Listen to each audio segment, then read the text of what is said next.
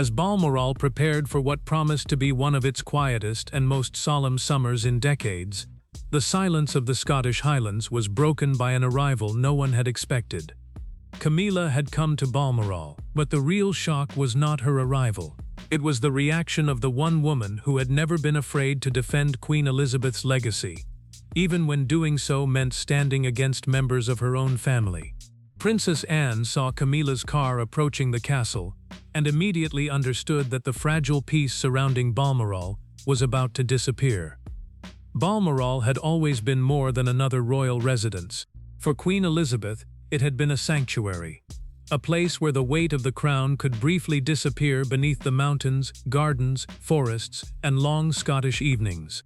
It was where she could step away from ceremony and simply be a mother, a grandmother, and a woman who wanted a few moments of peace. After her passing, Balmoral became something even more precious.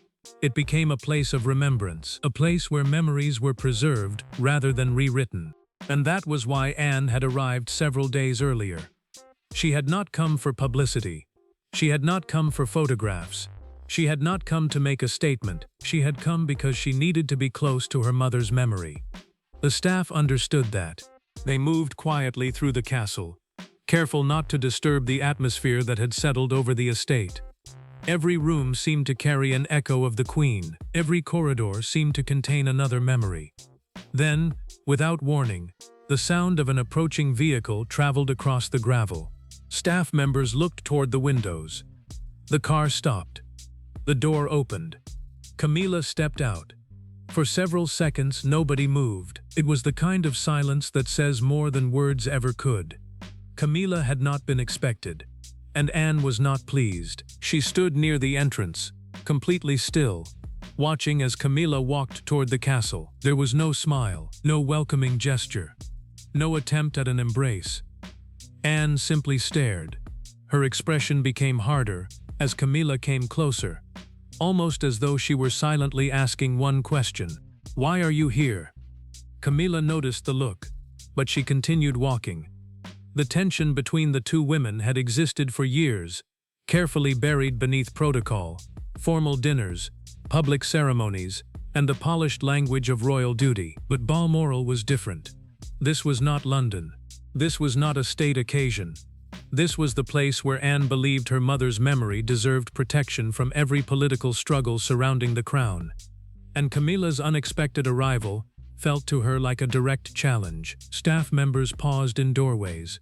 Some pretended to be busy. Others lowered their eyes. Nobody wanted to become involved, but everyone could feel what was happening. Camilla entered the castle. Anne remained where she was. She watched the door close behind the queen consort. Then she turned away. There was no explosion, no shouting, no dramatic confrontation. Instead, there was something much more unsettling: calm. The kind of calm that usually came before Anne made a decision. For those who knew her, that silence was more intimidating than anger. Anne had always preferred action to theatrics, and by the time evening arrived, she had already made up her mind. She would speak to Camilla privately. No staff, no cameras, no audience. Just two women standing inside a castle filled with memories. Anne requested the conversation that evening. When Camilla entered the room, she could immediately sense that this would not be a friendly exchange. Anne did not waste time.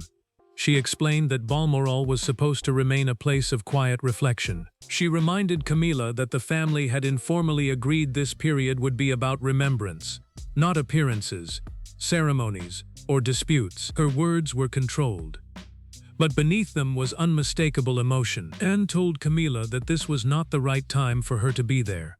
More importantly, she told her that this was not the right place. Balmoral, Anne explained, was not simply property belonging to the royal family. It represented their mother's private world. It was one of the few places where Queen Elizabeth had been able to escape the machinery of monarchy. Anne's voice remained low. She did not threaten Camilla. She did not insult her. She simply asked her to leave for the sake of the Queen's memory and the unity of the family. For a moment, Camilla said nothing. Then she raised an eyebrow. Her response was not apologetic. She reminded Anne that she was no longer simply someone standing outside the royal circle. She was queen consort. She had endured years of scrutiny, criticism, scandal, and public judgment. She had survived all of it. And now, she argued, she had earned her place. If Balmoral belonged to the royal estate, then she believed she had every right to be there. Anne listened. She did not interrupt. But something changed in her expression. Camilla continued. She suggested that Anne's attachment to old traditions was preventing the monarchy from moving forward. The implication was unmistakable. Anne was protecting a past that Camilla believed should no longer dictate the present. That was the moment Anne stopped seeing the conversation as a simple disagreement. To her, it was something deeper. It was about power. It was about the gradual rewriting of boundaries. And it was about how easily tradition could be dismissed whenever it became inconvenient. Memories came rushing back. Anne remembered walking with her mother through Balmoral's grounds. She remembered quiet conversations. She remembered the Queen sitting peacefully away from the cameras. She remembered how different her mother seemed here. There were no endless schedules, no official speeches, no constant pressure. Just family. And Anne remembered the final years of the Queen's life, when every moment together seemed more precious than before. The memory strengthened her resolve. She told Camilla that there were lines within the royal family that should never be crossed simply because circumstances had changed. Camilla remained defiant. She did not accept Anne's argument. The two women stood across from one another, each convinced that she was protecting something important. For Camilla, it was her place. For Anne, it was her mother's legacy. Their voices remained controlled, but the ancient walls of Balmoral were not enough to contain every word. Staff nearby began hearing fragments. They heard Anne's firm tone. They heard Camilla's defensive replies. Nobody knew exactly what had been said, but everyone knew something serious had happened. Eventually, Anne ended the conversation. She walked out first. Camilla remained behind. For several seconds, she stood alone in the room. The confidence she had entered with seemed less certain now. But the conflict was not over. It had only begun.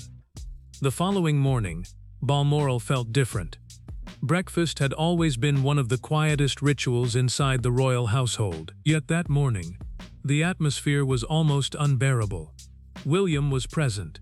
Catherine was there. Senior members of staff sat nearby. Then Anne entered. Her expression made it clear that she had no intention of pretending the previous evening had never happened. She looked directly at Camilla. There was no greeting, no small talk, no attempt to restore normality. Anne spoke. This time, she did not ask Camilla to understand. She accused her of ignoring the spirit of the family's agreement and violating the sanctity of their mother's final wishes. Balmoral, Anne said, was not a stage for ambition. It was a place of memory. Camilla straightened in her chair. She reminded everyone that she was queen consort. She had an official position. She had endured years of hostility to reach it. She would not accept being treated as though she were an intruder. Her words became sharper. She argued that the monarchy had changed and that everyone else needed to change with it. Anne listened until Camilla finished. Then she answered. Anne suggested that progress did not mean destroying every boundary left by the previous generation. She argued that some traditions survived precisely because they mattered, and Balmoral mattered. William tried to intervene. He spoke carefully. He asked both women to remain calm. He reminded them that the family had already endured enough division, but his attempt to restore peace failed. The argument had moved beyond the point where diplomacy could easily repair it. Catherine sat quietly. She watched everything unfold without saying a word. Her eyes appeared increasingly emotional.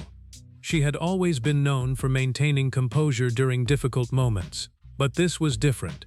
This was not a public disagreement. This was a family breaking apart inside a room filled with memories of another family member who was no longer there to stop it. Camilla eventually stood. She appeared ready to leave, but before she could walk away, Anne delivered the sentence that would change everything. She told Camilla that her presence was no longer welcome at Balmoral. Not for another visit. Not for another ceremony.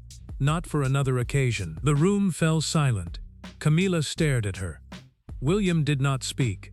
Catherine lowered her eyes, and Anne remained completely still. Camilla left. She did not turn around, but the damage had already been done. The table that once represented family unity had become the place where one of the deepest divisions within the royal household had finally surfaced. Yet Anne was not finished. The following day, she summoned one of her senior aides. Her instructions were brief. They were also extraordinary. Camilla was not to be welcomed back to Balmoral. There would be no official accommodation, no arrangements for her return, no special hospitality. The staff were to understand that the decision was final. The aide was stunned, but Anne did not explain herself again. Within hours, the instructions traveled through the estate. Gatekeepers were informed. Household coordinators were informed. Those responsible for guest arrangements were informed. Everyone received the same message. Camilla was no longer to be treated as an expected guest at Balmoral. For some members of staff, the decision seemed extreme. For others, it felt inevitable. But Anne viewed it differently.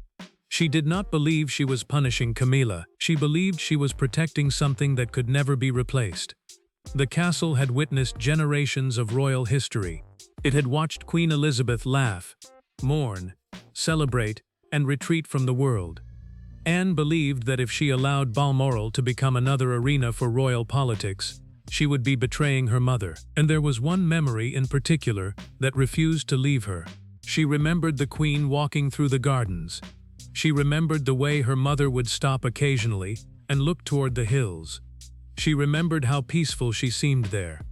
And Anne remembered conversations about the future, conversations that had never been intended for public ears. The Queen had worried that places of personal meaning could eventually become just another part of the political machinery surrounding the monarchy. She had feared that the private spaces of royal life would gradually become stages. Anne now felt the weight of those concerns. Her mother was gone. The responsibility had fallen to those left behind. And Anne believed she could not remain silent. But the ban did not stay secret. Palace rumors spread quickly. Someone spoke to someone else. A message was passed. A private conversation became a whispered story. Soon, people inside royal circles knew that Balmoral had become the center of a bitter disagreement. Charles was placed in an impossible position. As Camilla's husband, he could not ignore what had happened. As king, he could not casually dismiss the concerns of his sister. And as a son, he understood exactly why Anne felt so strongly. For the first time, the conflict was no longer simply between two women. It had become a question of loyalty. Charles could support his wife. He could defend Anne. Or he could attempt to remain above the dispute. He chose silence. That silence was interpreted differently by everyone. Camilla saw it as abandonment. Anne saw it as an unwillingness to interfere. Others saw it as evidence that the king understood the seriousness of what had happened. Inside the palace, the division deepened. Some loyalists who had served Queen Elizabeth for years quietly supported Anne. They believed Balmoral represented something that should be protected. Others believed Anne had crossed a line. The arguments continued behind closed doors. And as the tension spread, the castle itself became a symbol. Balmoral was no longer simply a retreat. It had become the battleground over what the monarchy should preserve and what it should leave behind. Charles eventually withdrew from public view. He needed distance. Away from the cameras, he was no longer simply king. He was a brother caught between his sister and his wife. He was a son carrying the memory of his mother. And he was a husband listening to Camilla ask why he would not intervene. Camilla wanted Charles to restore her dignity. She wanted him to make it clear that she was queen consort and could not simply be excluded. She reminded him of everything she had endured. She reminded him of the years she had spent under relentless scrutiny. She asked him why, after everything, he would allow Anne to treat her this way. Charles listened, but he did not reverse the decision. Then a private letter arrived. It carried Anne's personal seal. The letter was not emotional. It was carefully written. Anne reminded Charles that the disagreement was not about titles. It was not about who had more authority. It was about their mother's wishes and the responsibility of preserving a place that had meant everything to her. Anne made one point particularly clear. She did not want Balmoral to become another stage in the endless struggle over the monarchy's image. She wanted it to remain quiet. Charles understood. He remembered his mother. He remembered Anne as a child. Even then, she had been fiercely protective. She had always possessed an unusual ability to remain calm when everyone else was losing control. She had defended her mother from gossip. She had absorbed criticism. She had accepted difficult responsibilities without demanding praise. Charles knew that Anne's determination was not simply anger. It was principle. And that made the situation even harder. He could not easily dismiss it. Eventually, Charles made a decision. He would not overrule Anne. He would not cancel the ban. He would remain silent. For Camilla, that silence was devastating. She had expected her husband to defend her. Instead, she found herself increasingly isolated. And that was when she decided to approach William. The meeting was arranged quietly. No photographers. No public announcement. No grand ceremony. Camilla wanted to speak directly to the future king. She hoped William might understand her position. Perhaps she believed that because he had also experienced intense public scrutiny, he might sympathize with her. The meeting took place away from the public eye. William listened. Camilla explained that she felt humiliated. She described the ban as unnecessary and cruel. She spoke about family. She spoke about her place within the monarchy. She spoke about how difficult it had been to reach the position she now held. But beneath her words was a request. She wanted William to help change Anne's mind. Instead, William remained coldly composed. He did not shout. He did not insult her. He simply refused. William reminded her that Balmoral represented something larger than any individual member of the royal family. It was deeply connected to his grandmother. It was one of the few places where his mother's story existed without the constant pressure of public debate. For William, that mattered. He told Camilla that this was bigger than personal disagreements. The words were quiet, but they closed the door on negotiation. Camilla had expected resistance. What she had not expected was absolute resistance. William was not going to challenge Anne. He was not going to defend Camilla's return. He was not going to turn Balmoral into another royal dispute. Catherine was nearby during the meeting. She remained mostly silent, but her silence was meaningful. Camilla had hoped for some sympathy. She found none. By the time she left, the situation had become brutally clear. Charles would not intervene. William would not support her. Catherine would not stand against Anne. And Balmoral was closed. For the first time, Camilla seemed to understand how isolated she had become. But then something unexpected happened. Anne made a discovery. It happened while she was reviewing old royal documents inside Balmoral. She had been sorting through correspondence, ceremonial records, family papers, and sealed boxes. Many of the documents had not been opened in years. One afternoon, beneath an old drawer, she found a small envelope. It carried the Queen's personal seal. The date was from the final weeks before her passing. Anne immediately recognized the handwriting. She hesitated before opening it. The envelope had not been included in the official transition papers. It appeared to have been deliberately kept separate. Anne opened it carefully. Inside was a letter. It was short, but the message was powerful. The Queen spoke of Balmoral as something more than an estate. She described it as a sanctuary, a place that should remain untouched by ambition. She warned that it must never become a stage. Then came the part that stunned Anne. The Queen identified Anne as the person she trusted to protect that peace. Not Charles. Not William. Anne. The meaning was unmistakable. The Queen had trusted her daughter to preserve the character of Balmoral. Anne read the letter again, then a third time. For a moment she could not move. Everything she had felt since Camilla's arrival suddenly had a new context. She had not been acting only from grief. She had been acting from a responsibility her mother had apparently anticipated. Anne knew immediately that the letter could change the situation. But she did not release it publicly. She did not want headlines. She did not want to turn her mother's private words into entertainment. Instead, She took the letter to London. William read it. His expression changed only slightly, but his hands tightened around the page. Catherine read it too. She remained silent. Tears gathered in her eyes. The document did not simply justify Anne's actions. It transformed the dispute. What had looked like one woman's personal opposition now appeared connected to the wishes of the woman whose memory they were all trying to protect. The letter remained private, but its existence became known inside royal circles. And once people knew it existed, the atmosphere changed. Those who had criticized Anne began to reconsider. Those who had supported Camilla became more cautious. The story had become larger than Balmoral. It was now about legacy. Camilla, however, did not know the full contents of the letter. She only knew that something had shifted. People who had previously spoken with her became distant. Some stopped returning calls. Others became noticeably formal. She could feel the palace withdrawing around her, and eventually, frustration overcame restraint. Camilla turned toward the one arena where she still believed she could control the narrative: the press. For years, the royal family had relied on private diplomacy. But now, a carefully placed story began circulating. Camilla was portrayed as a woman being pushed aside by a family that refused to move forward. Anne was portrayed as the gatekeeper of an outdated tradition. Balmoral became the symbol of a monarchy, supposedly trapped between the past and the present. The story spread quickly. Morning broadcasts picked it up. Online commentators discussed it.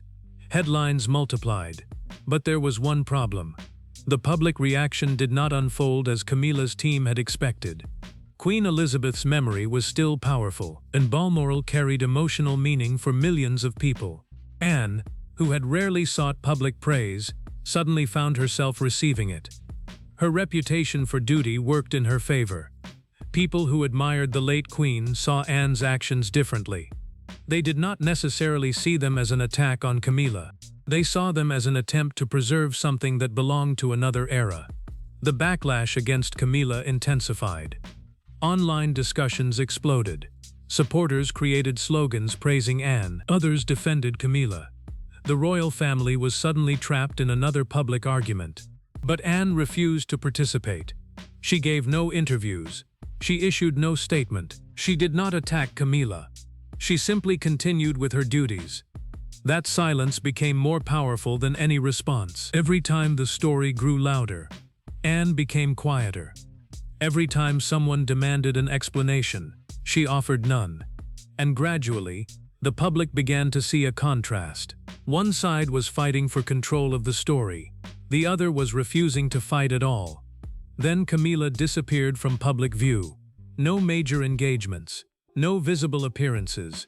No immediate response. The queen consort seemed to vanish behind palace walls. Rumors immediately followed. Some wondered whether she was unwell. Others wondered whether the palace had advised her to remain out of sight. Still others believed she had simply chosen to withdraw until the controversy passed. Meanwhile, Charles was struggling. The emotional burden had become increasingly difficult. He was king. He was husband. He was brother. And he was still a son mourning his mother. The conflict at Balmoral had forced all those identities into the same room. His official schedule began to change. Several duties were adjusted. His inner circle became concerned about the pressure surrounding him. But the deeper problem remained unresolved. The family had not healed. It had merely stopped speaking publicly. And that silence was fragile. Anne knew it. William knew it. Catherine knew it. Charles knew it. Even Camilla knew it. But Anne still had one final move. She had already defended Balmoral. She had already drawn the boundary. She had already refused to compromise. Now she wanted to make something else clear. Her actions were not about personal revenge. They were about remembrance. So instead of another confrontation, Anne began preparing a quiet tribute to her mother. Inside Balmoral, she arranged for several areas connected to Queen Elizabeth's private life to remain preserved. Nothing extravagant, no grand ceremony, no press announcement, just careful protection of the places and objects that had mattered most to the Queen. The gardens remained untouched. Private rooms were preserved. Family photographs stayed where they had always been. The castle was allowed to breathe again. And slowly, the tension began to change. The message was clear. Anne had not wanted to destroy anything. She had wanted to preserve something. The difference mattered. Even those who believed she had gone too far began to understand what had motivated her. Camilla, meanwhile, was left facing an uncomfortable reality. She could hold the title. She could occupy an important position. She could stand beside the king. But there were places within the royal family where history could not simply be rewritten by authority. Balmoral was one of them. And perhaps that was what Anne had been trying to say from the beginning. Some things belong to the present. Others belong to memory. And memory cannot always be commanded. The story of Balmoral had begun with a car arriving unexpectedly on a quiet Scottish morning. It had become a private argument, then a family confrontation, then a ban, then a royal division, then a secret letter, and finally, a battle over what the monarchy was supposed to remember. But the most striking part was how Anne handled it. She never needed to scream. She never needed to humiliate Camilla publicly. She never needed to make herself the center of attention. She simply stood her ground. And when the pressure became unbearable, she chose silence over spectacle. For Anne, that was perhaps the most powerful statement of all. Queen Elizabeth had spent a lifetime carrying the weight of the crown. Anne had spent her own life watching her mother do it. She knew that monarchy was not merely about titles. It was about duty. It was about restraint. It was about knowing when to speak, and when silence said more. And at Balmoral, she believed she had reached that moment. Camilla had entered believing she was asserting her rightful place. But she discovered that not every royal space was governed by the same rules. Some doors were opened by position, others were opened by memory, and some, once closed, were not meant to be forced open again. The castle returned to quiet. The mountains remained unchanged. The gardens continued through the seasons.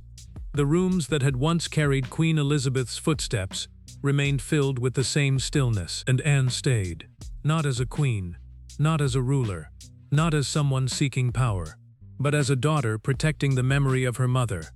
Perhaps that was why her decision carried such weight, because in the end, the conflict was never really about who had the strongest title.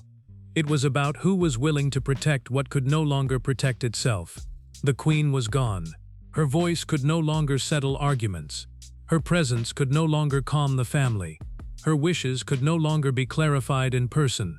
But Anne believed her responsibility was to listen to what remained, the memories, the traditions, the places, and, perhaps most importantly, the promises made when nobody else was listening. That was why Balmoral became more than a castle. It became a line in the sand. A reminder that even within a monarchy built on change, some things were considered too precious to surrender. And as the public eventually moved on to the next royal controversy, Anne remained where she had always been, quiet, steady, unmoved. The woman who rarely demanded attention had somehow become the central figure in the fight to protect the Queen's legacy. And Camilla, once determined to prove that she belonged everywhere the crown belonged, had discovered that belonging and being welcomed were not always the same thing. The final word had not come from a public statement. It had not come from the king. It had not come from a palace spokesperson. It had come from a daughter reading the words of her mother. And in the silence of Balmoral, those words were enough. Thanks for watching. Don't forget to like and subscribe, and we will see you in the next one.